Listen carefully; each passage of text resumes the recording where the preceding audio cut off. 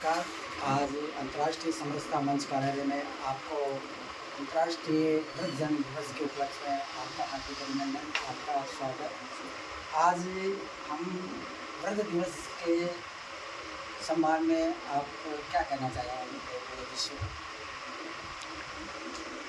भाई वृद्धों की जो है देख रेख करनी चाहिए, उनका ध्यान रखना चाहिए और हमेशा वो एक्टिव रहे। आज अंतर्राष्ट्रीय समरसता मंच द्वारा हमारे 25 वृद्धजनों का हमने सम्मान किया है आपके सानिध्य में। तो क्या युवा पीढ़ियों का हृदय परिवर्तन होगा कि वो आश्रम की बजाय अपने बुजुर्गों की सेवा करेंगे?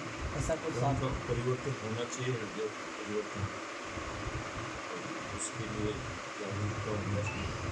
कि हृदय परिवर्तन के लिए आदमी का सांस्कृतिक या सामाजिक जो परंपरा है, परिवेश है परिवार का, वो ज़्यादा महत्व है या अध्ययन करते हैं PhD वगैरह करते हैं?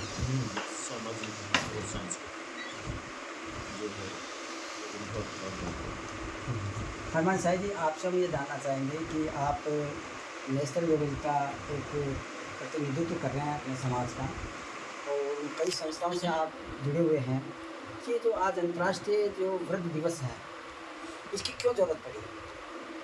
इसकी जरूरत इसलिए पड़ी कि ईश्वर भी ये कहता है कि प्रथम पूजनीय माता पिता होते हैं। ईश्वर ने ये कहा है कि अगर सबसे पहले माता पिता की पूजा करोगे तो मैं आपकी पूजा स्वीकार करूँगा।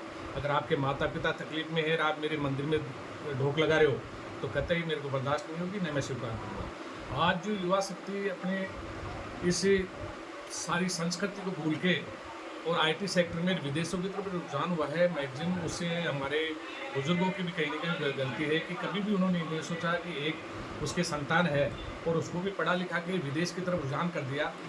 तो वो ये कई जगह हमने ऐसा भी देखा है कि दाह संस्कार तक उसको समय नहीं आने का और पड़ोसियों को टेलीफोन करके कहते हैं कि ऐसे ऐसे हादसा हो गया है, तो ये दाह संस्कार कर दिया, मैं पैसे भेज दूंगा और ऑनलाइन पे दर्शन करवा दो जैसे आप।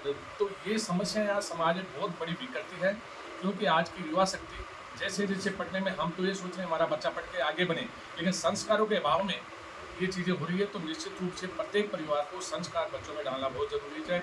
शिक्षा किसी भी स्थिति भी हो, लेकिन संस्कार नहीं भूले। हम सबका बड़ा दायित्व है कि उनको संस्कार डालें, जिससे कि हमारे वृद्धजनों का सम्मान हो।